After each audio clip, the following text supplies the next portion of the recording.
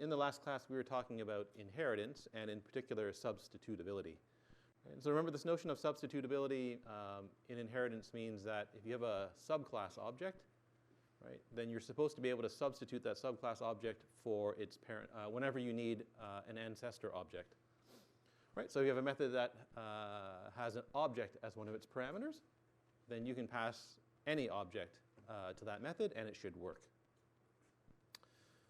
All right, now, when you're implementing an inheritance hierarchy, what that means is you have to, when you're implementing the child classes, you have to pay careful attention to what the parent classes say they're going to do in their methods. Right? So for example, many methods have restrictions on the parameters that they will accept. Right? So set dimensions, for example, in our shape class, right? Set dimension says that the width and height must be between 1 and 100. Right? So that's how our shape class works, right? It's the size of a shape is always between 1 and 100. Right? And so that means any method that you write, so if you create a child class and you decide to override set dimensions, right, then the child class version of set dimensions must accept any combination of width and height as long as their values are between 1 and 100. Right? So if a subclass overrides a method, then it must accept all of the parameter values that are accepted by its ancestor classes. Right? So if you have this square class, and the implementer of square decides to change set dimensions so that it only accepts values of width and height that are equal, right? So if the width and height are not equal, it throws an exception, right? Then that's a problem, right? Because now this version of set dimensions does not accept every combination of width and height that the parent class accepts. Right? So the shape version of the method accepts any values of width and height as long as they're between 1 and 100. Right? The square class has added an extra constraint. Right? It says the width and height must be equal, right? Which breaks any existing code, or not any, which can break existing code that was written using only the shape contract for set dimensions. You now have a subclass object where you can't substitute a square. You can't always substitute a square for an arbitrary shape. Okay, so if you have a subclass object and the methods have to accept every combination of values that the superclass version of the method accepts, does that mean you can't change what types of values are accepted by the subclass version of the method? And the answer is no, right? So here, we added a constraint, right? And we've seen that that's not good, right? That breaks substitutability, right? But you are allowed to remove or weaken constraints on the parameter values, right? So for example, right, now rectangle is the class that's sitting between shape and square. Right? So rectangle is still a child class of shape, right? But rectangle can change how set dimensions works so that it no longer throws an exception for values that are out of range. Right? So this is the rectangle version of set dimensions. Right? So this one checks the width and height. Right? So the width is equal to the maximum value, right, of that, right, or the minimum length. Right? So it's equal to the maximum value of the width or the minimum length, or which is 1. Right? So if someone passes in a width value of 0, this just sets width to 1. Right? If they pass in a negative value for width, this just changes the value of width to 1 again. Right? For the height, we do the same thing. Right? So the height is the maximum value of the passed in height and 1.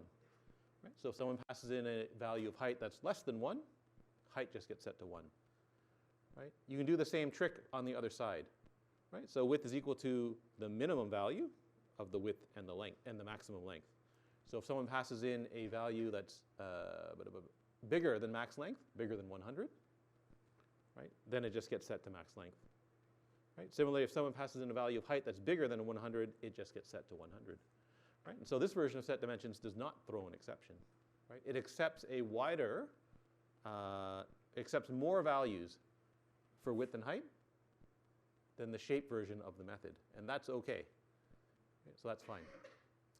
Right? But what you can't do is you can't accept fewer values than the superclass version of the method. Okay, so if you remember a discussion about preconditions and postconditions, right? Everything I told you is just regarding the preconditions of the method, right? Preconditions are conditions that where the caller has to ensure are true before they call the method, right? So if you have to pay attention to the preconditions of a method in inheritance, you probably have to pay attention to the postconditions as well, right? So remember the postconditions; those are the conditions that the method promises will be true when the method returns right? So if the superclass method promises something about its return value, then a subclass that overrides the method must ensure that the overridden method returns a value that satisfies the promise of the superclass, right? So width and height, those methods in shape, they just return the width and height of a shape, right? They promise to return a value that's always between 1 and 100. Right? Okay, so if you okay, so using that promise, right? So width always returns a value between 1 and 100. Height always returns a value between 1 and 100. So using that contract, right, you can cook up some method. Right? So here I'm going to make a method that normalizes the width of a shape. Right? So when we say it normalizes the width, it means it sets the width to 1, right, and adjusts the height accordingly so that the aspect ratio of the shape stays the same. Right? And so this is easy to do, and I can do so because width, right, promises to return a value between 1 and 100. Right? In other words, it promises never to return 0. So to normalize the width of the shape, I'm just going to divide the width and height by the width. Right? I can do that as long as the width is not 0. When I write the method, it just looks like this, right? So to normalize the width of a shape, right, you just compute the new height. Right? The new height of the shape is just the current height divided by the current width. Right? The new width becomes 1. Right? And now I can just call set dimensions to change the width and height. Right? And that scales the size of the shape. You might wonder why we do this sort of thing. So it turns out there's a field of research called morphology that deals with shapes of objects. In biology, it deals with the shape of animals or living creatures. Right? And so when you process images of these sort of things, often what you want to do is you want to scale the size of the image so that it fits into some, so that it has some standard size. Right? So you might normalize the width or you might normalize the height or something like that. Okay. So everything's fine so far, right? This method, we look at it, you test it, right? You look at the contracts for shape and you say, yes, this method's fine, right? This always works. And so you're convinced that your method is correct. Right? Okay, now someone comes along and makes this line, this class called vline, right? So vertical line. Right? So a vertical line, so it's a vertical line segment, right? So it's a finite line, but it has 0 width. Right? So that means its width method is going to return 0. Right? It's also bad because this breaks a class invariant. Right? The invariant for the class says that the dimensions of the shape are always at least 1. Right? But in the context of what we're talking about right now, the width method is not going to return a value between 1 and 100. Right? It's easy to implement this class. Right? You just extend shape. Right? In the constructor, you call the superclass constructor and then set the width to 0. Right? Remember, the superclass constructor sets the width and height to 1. Right? You override the width method so that now it returns 0. Right? But that's not good, right? Because the superclass version of the method says that the width is always going to be between 1 and 100. Right? And now what happens when someone makes a vertical line object, passes it into the normalized width method, right? And now suddenly you end up with a height that becomes infinity, right? Height divided by 0, so that's infinity. When you call set dimensions, that throws an exception, right? And so suddenly your normalized width method, which we thought was correct, now breaks. So by creating this class vline, right, that is not substitutable for its parent class shape, you've gone and broken a bunch of existing code, right, that you probably didn't even know existed. Right? So normalized width method now fails when passed a vertical line object, right? So in other words, a vertical line object is not substitutable for a shape. right? And now this whole notion of inheritance breaks. Notice that again, so the language doesn't help you when you're thinking about substitutability, right? All of this is perfectly legal Java, right? Nothing breaks until you try to pass in a vertical line object for a shape object, and that method that you're calling assumes something about shapes that's not true for vertical lines. Right? So the language doesn't care about substitutability, right? It's other programmers that care about substitutability. Okay, so if you have to return, if an overridden method has to return something that's compatible with the parent class version of the method, does it have to return the exact same value as the parent class method? And the answer is no, right? It just has to return a value that's compatible with the contract of the parent class method, right? So remember this area upper bound method in shape, right? Area upper bound returns the upper bound of the area of a shape, right? So in other words, the value that it returns is at least as big as the true area of the shape, right? It doesn't say it returns the actual area, it just says it's at least as big as the true, Area upper bound returns a value that is bigger than or equal to the true area of the shape, right? But you can easily implement a class that returns the true area of the shape, right? So it's easy to calculate the true area of a triangle, right? So you can implement triangle so that it extends shape, right? And you can override area upper bound so that it returns the true area of the triangle, right? So you can return a more specific value, right? Or this method returns a more specific value than what the inherited version of the method says, right? The inherited version of the method says it's going to return a value that's at least equal to the area of the shape. This one returns the true area of the shape, and that's fine, right? The value that this returns is still compatible with what the value that the parent version of the method returns. Okay, now what about methods that change an object? Right? So these are mutator methods. Right? So if a superclass method promises to change the state of an object in a particular way, then a subclass that overrides the method must ensure that the overridden method changes the state of an object in a way that satisfies the promise of the superclass. So in other words, the child class version of the method must be substitutable for the parent class version of the method. Right? So again, looking at set dimensions and square, right? So in the previous version of set dimensions for square, we throw an exception if the width and height are different, right? So you tell this to whoever implemented square, you say, hey, you can't do this, right? And so they say, okay, I'll fix this, right? And they decide to fix their code in the following way, right? So this is in square, right? So now in set dimensions, right, they accept any combination of width and height without throwing an exception, right? But now they just ignore the height, right? So in other words, when they call the set dimensions method of the superclass, they just pass in the width and the width, right? And that ensures that the square is still a square, right? But this version of the method is not substitutable for the parent version of the method, right? The parent version of the method says, right, when you call set dimensions, the width of the shape becomes that, and the height of the shape becomes that, right? And this method clearly breaks that promise, right?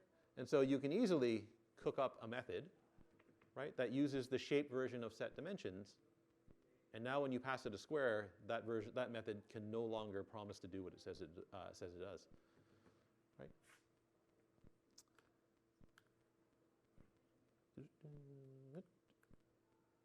All right. So any questions about substitutability and inheritance? Right? So the easiest way to remember it is that when you override a method in the child class, right, whatever the parent class version of the method says it does, the child class version of the method must do something that is compatible with it. Right? It still has to be substitutable for the parent version. If it's not, then this whole idea of inheritance falls apart. Okay. So at this point, you might be wondering, well, when am I going to use inheritance instead of using an interface? Right? So number one, you can actually combine the two, right? So it's common that you have classes that are in an inheritance hierarchy that also implement an interface. So they're not separate, completely separate notions, right? You can combine the two ideas, right? But you might wonder, so what is the actual difference here, right? So you should consider using inheritance when you have a bunch of classes, right? So more than one class, right? Where those classes share some common structure, right? So in other words, they all have some common set of non-static fields, right? Our counter hierarchy, right? Every counter has a value, right? So every counter has a field that represents the value of the counter. For shapes, every shape has two fields, right? One for the width and one for the height, right? So all shapes have a common structure. All counters have a common structure. Furthermore, you want all of your classes to have some common behavior, right? So they all have methods that are in common, right? Counter has advance and I guess value, right? So all counters can return their value and advance the value of the counter, right? All shapes can get their width, get their height, change their width and height, right? Et cetera, et cetera, et cetera. Right? So when you have common structure and common behavior, you might consider using inheritance. Right? You should consider using interfaces when you have multiple classes that only support some sort of common behavior, right?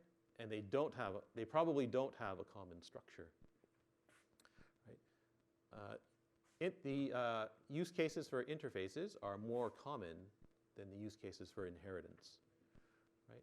So, for example, in the interfaces, there's an interface called collections, right? That represent, called collection, that represent collections, right? Sets and lists, right? There's nothing common.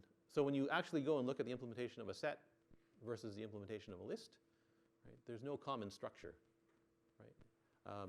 In CISC124, you'll probably learn how to implement an efficient set, right? But when you go and look at the implementation of an efficient set, it's very different than the implementation of a list, right? In other words, there's probably no array inside of an efficient set, right? So they don't share any common structure.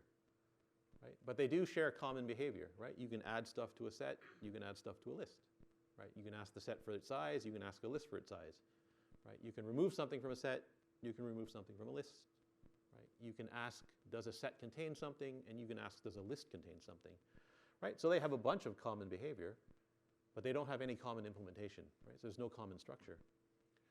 And so they're related via their interfaces, right? Examples where you use inheritance are usually much less common. All right, does anybody have any questions about inheritance or interfaces at this point? Because we're now going to leave this topic and move on to something completely new. Anybody? All right.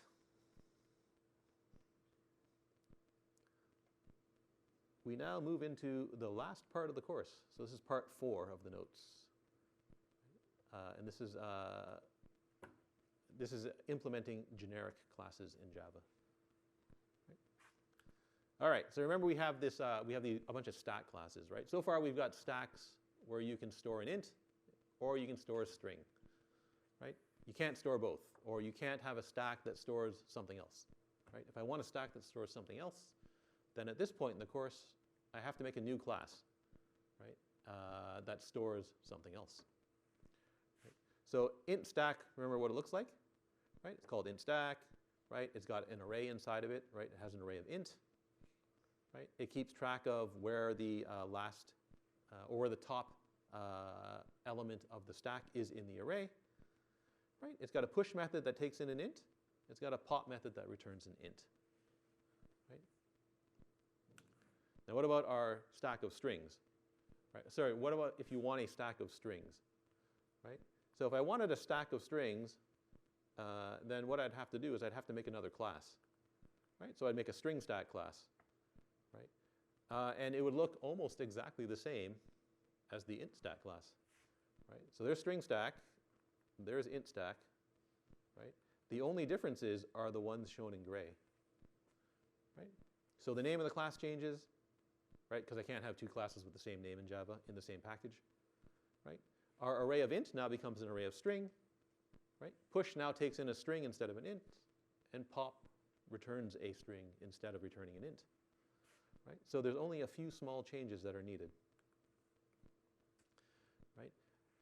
At least, right, when I just show you the signatures of the methods, right? Now, what happens in the actual implementation of the methods? Right? So let's look at pop. Right, so here's the pop version for the string stack. Right? So we check, is the stack empty? If it's empty, we throw an exception. Right? I get the top element in the stack, right? And that's a string. Right? I then adjust the top index down by 1 because I'm going to remove something from the stack, and then I'm going to return the element. Right? And that's it. There's nothing here, right, that's specific to the string class. Right? I get an element, right? But I don't do anything with the element, right? I don't call any string methods on the element, right? I just return it at the bottom. Right? So the only things that change are related to the type declarations, right? I had to change string. I had to change int here and here to string. Right? So if I can, basically all I'm doing is substituting string for int in a few places and everything works. Right? And so if this is all you have to do to change the type of element in a stack, it would be nice if the compiler could do this for us. Right? So it would be nice if there's some mechanism where I could cook up a new class that can hold a different type, and the compiler does it all automatically for me. Right? And so this is precisely what generics in Java are for. Right? Other languages have a similar feature. Right? So C++ does exactly what I just described. Right? So in C++, there's this notion called templates. Right? You make a class that defines a template. Right? So like stack, right? Where a stack can hold some element type. Right? When you make a stack that holds a different element type, the compiler automatically cooks up a class that holds that element type for you. Right? If you make a different type of stack that holds if you make another stack that holds a different type of element, the compiler generates a new class for you that can hold the other type of element for you. Right? Java generics don't quite work that way. Right? So generics weren't introduced into the language until, I think, Java version 5, I think. Right? So before they were introduced, what people did was they would make collections of big O object. Right? So I can make a stack, right, where the type is object, right, where the type of element is big O object. Right? So I can make my stack using a list, right? And the list just holds references to big O objects. Right? The constructor is easy. I just make a new empty list. Right? When I push an element onto the stack, I'm going to push an object onto the stack. Right? But that's easy. I just add that element to the list. Right? When I pop something off the stack, I return an object reference. Right? And that's easy. I just remove the last element from the list and return the element. Right? And everything works just fine. Right? This actually works. Right? So I can right? So I can make a list object stack, right? And then I can push a bunch of, I guess, integers onto that stack. Right? When I pop them off, that's where things become slightly inconvenient. Right? So it's slightly inconvenient to use this because when you pop something from the stack, you get back a big O object. Right? You don't get back you don't get back the method doesn't return a type that's the same as the type that you pushed onto it. Right? So in other words, this doesn't return int if I push an int onto the stack. Right? It returns a reference to an object. And so what does that mean? It means I have to cast stuff whenever I use this. Right? So here's my stack of objects, and I want a stack of strings. Right? So I'm going to call it string stack. Right? I can push hello, konnichiwa, and hello onto the stack. Right? Now, when I want to pop the stack, right, I know that when I made the stack, I'm just pushing strings onto it. Right? So when I pop the stack, if I want to use the value that's returned to me as a string, I have to cast it to a string. Right? And you have to do this all the time, right, which is inconvenient.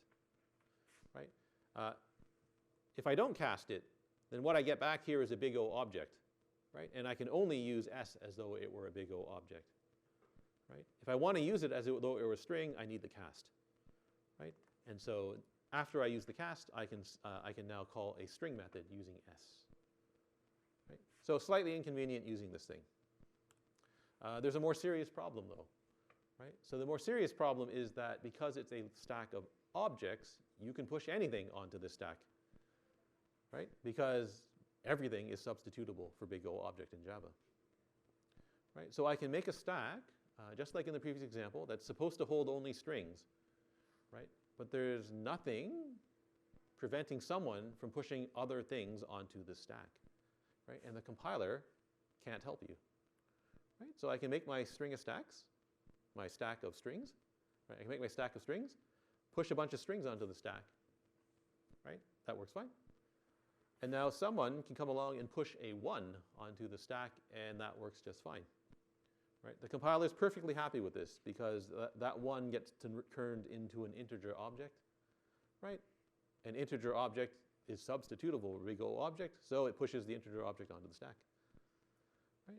You can even make another stack and push that onto the stack. Right? I can make a date and push that onto the stack. Right? And now you've got a stack with a bunch of strings, an integer, a list, and a date sitting on the stack. Right?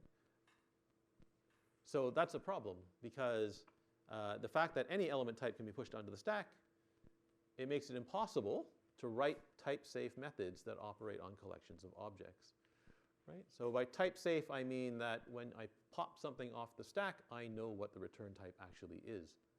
Right? You can write a method. It will compile cleanly, right? But it fails, or it can fail at runtime. Right? So here's a method called sum and clear. Right? It takes in a list object, stack object, right? But it's going to assume, by the name you can assume, that it takes in a stack of ints. Right? And you can easily write this method. So it's going to sum all of the elements on the stack and then clear the stack. Right? That's easy, right? So you just start with the sum of 0, right? While the stack's not empty, pop the stack, and then add the element to the sum.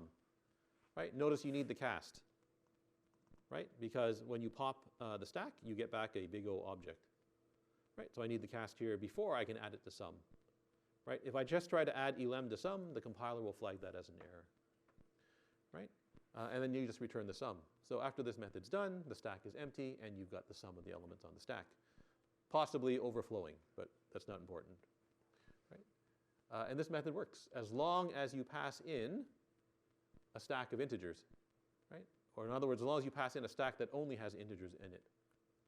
Right? As soon as someone passes in a stack that's got something else in it, this cast fails. Right? So if you have a double on it, that cast to integer fails. Right? And then now your method that looked correct, right, suddenly breaks. Right? This method is as correct as you can make it, ignoring overflow. Right? It can't guarantee, though, that it won't crash if you pass in a stack that has something that's not an int on it. Right? All right, so how can we solve this problem? And so that's where Java generics come in. So generics in Java let you parameterize a class, interface, or method over types. All that means, that's just a fancy way of saying, look, if I want a stack, right, then generics let me say what element is on the stack. Right? If I want a map, then Java generics let me say what is the key type and what is the value type for the elements on the map, in the map. Right? So the way this works in Java is instead of creating separate classes for all of the different types, you make one class.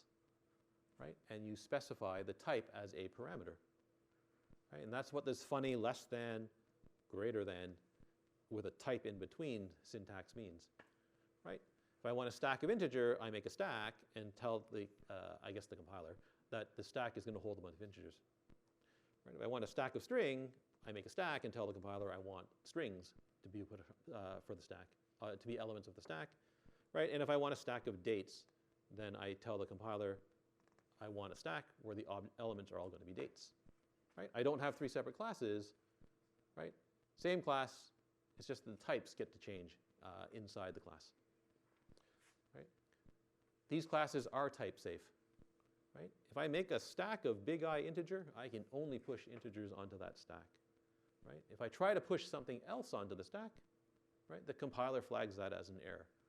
Right? So now you detect the problem at compile time, which is nice, rather than having to write a program and running it and see that it fails at runtime. Okay, so the way this works is you just define a class, right? So you just make a regular class, right? It can have whatever name you want, and then you put in the you put in the less than and the greater than, right? And then you put in some generic names for the types that you want, right? So this says that the class name is going to have some generic types T1, T2, up to Tn, right? So these are called the type parameters, right? Normally their names are very short, right? These parameters, they can be any reference type, right, when you use the class. Okay, so when you name your type parameters, typically you name them with a single letter. So that's the Java convention. So for your type parameters, the name big E is common if you have a collection, right? Because if you have a collection, you have a collection of elements, right? So the element type, we just call that big E, right? If you have a map, you've got keys and values, right? So the key type is called K, and the value type is called V, right? If you have some sort of object that's supposed to represent, that involves numbers, right? Then you can use N to indicate the type, right? And then finally, if you just want a generic type name, you can just use T, right? So T, U, V, W are all fairly common too. We're mostly interested in implementing collections, so we're going to be using E for the E, K, and V for the most part. All right, so this is basically the simplest, meaningful, generic class example that I can come up with, right? All right, so Java methods can only return one value, right? Sometimes that's inconvenient, right?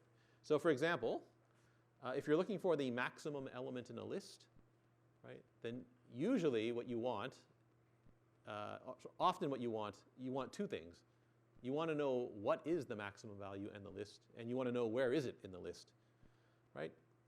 In Java, you can only get one of the two, right? You can either get the maximum value, or you can find the location of the maximum value, right? If you want both, you're kind of stuck, right?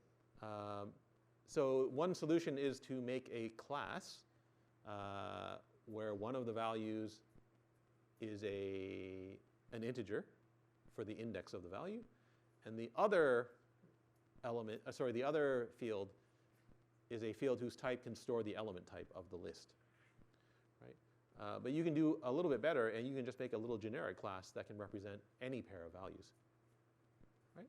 So I want a class that can represent any two values, right? So it would be a tuple, what you know as a tuple from Python, right? Although Python tuples, you can have an arbitrary number of values, right? So if I want a pair of values, right, that's a little class that lets me store a pair of values, right? So it's called pair, right? It has two generic types, T1 and T2, right? So T1, that's just the type of the element of the field called first, right? And T2, that's just the type of the field called second. So if I want to write a little method called max, right, that finds the maximum element in a list of integer and also returns the index, right, then I can return a pair object, right, of integer, right? So the first one is going to, the field first is going to store the index. The field second is going to store the maximum value, right? And it's easy to write this method, right? This method max, right? So I'm going to start by testing, is the list empty, right? If the list is empty, there is no maximum value. So here I've decided to throw an exception, right? I need my return value, so I'm just going to make a pair object called result, right? I'm going to set first to index 0, right? I'm going to set second to the first element in the list, right? So in other words, I'm going to assume the maximum element is the first element of the list. Now I'm just going to loop over the rest of the list, right? I'm going to get the element. If the element is bigger than max, right? Where's max? If the element is bigger than, sorry, I screwed that up. the element is, oh, sorry, screwed that up again. I don't have max here, right? No, I don't have max. So result dot second. There, that's better. If element, okay. Right. So I'm going to store the maximum value in the field called second. Right. So if the current element is bigger than the current maximum value, right?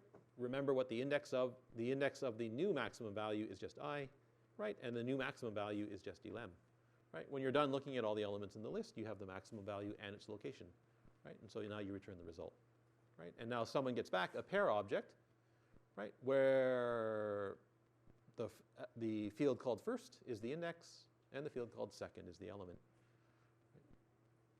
If you had a list of double, right, you would just change this to pair integer double, right? And if you had a list of string, you would just change this to pair integer string, and so on and so forth. Right? I guess string doesn't make sense because I'm using greater than here, but that's fine. Right? So there's a little example of making a generic class. Right? What happens is when you make an object of type pair, right? So when I make a pair integer integer, right? The compiler, you can think of it as the compiler substituting integer for t1. So this becomes integer here, right? And the compiler substitutes integer for t2. So that becomes integer there, right? So conceptually, that's what happens.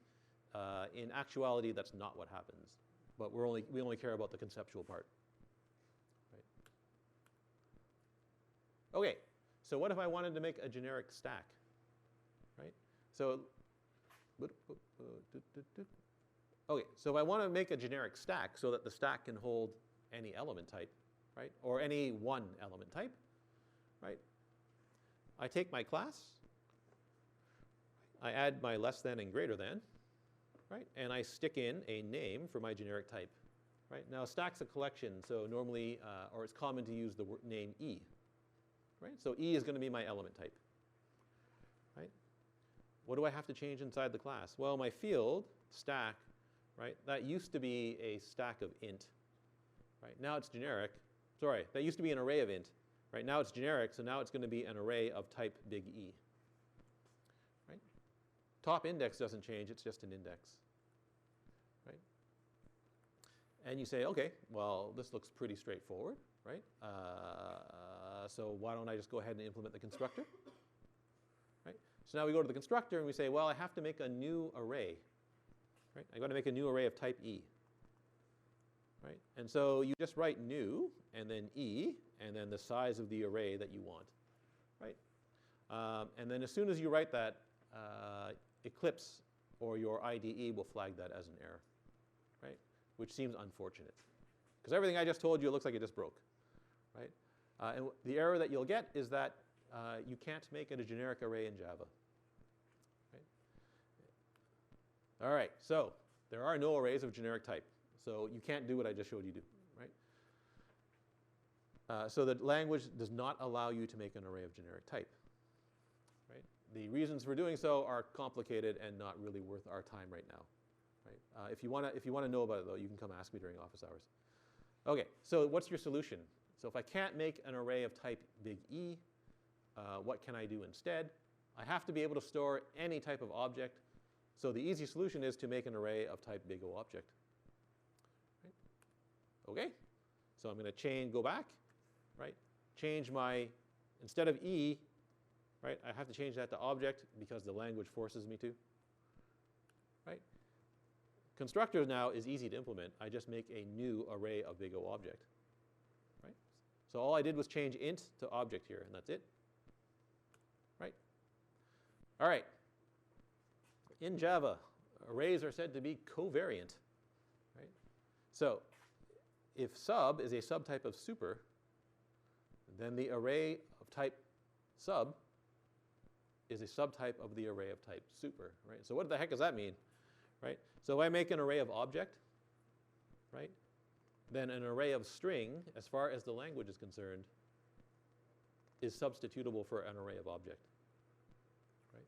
So an array of string or an array of any reference type, right, is considered to be substitutable for an array of big O object, right? So in other words, they are related via inheritance. Right? This is true for every reference type.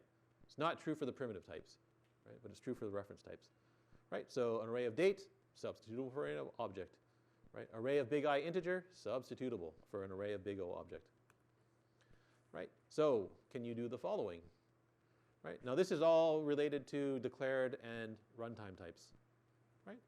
What's the declared type of OBJS? It's array of object, right? What can I store in this? Anything that's substitutable for array of object, right? What did I just tell you, right? Every reference type array is substitutable for array of object, right? That's a reference type array, right? So this is substitutable for that. So I can store an array of integers in this reference OBJS, right? So this is, yes, it compiles. Right? Does that compile? This is all declared versus runtime type, right? So what's the type of OBJS0, right? So that's an element of this array, right? Each element of this array is a big O object, right?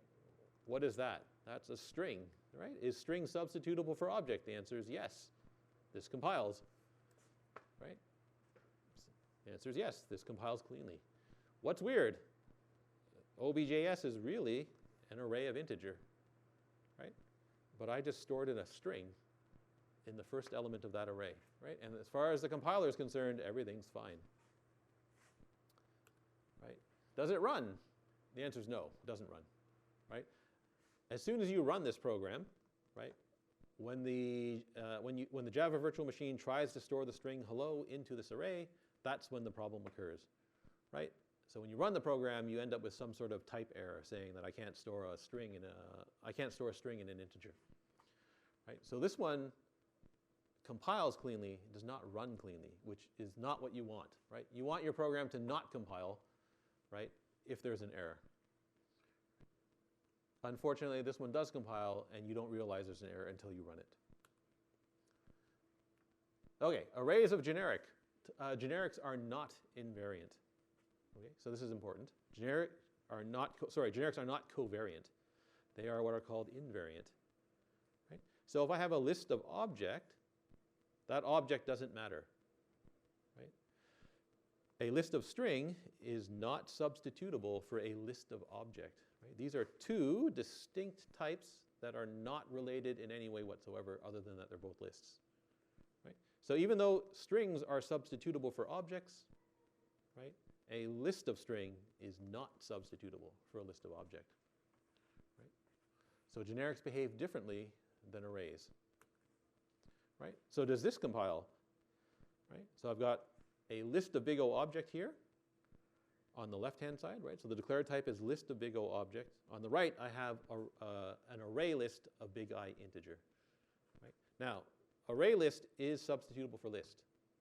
Right? Because list is the interface, and array list implements the interface. Right? Integer is substitutable for object.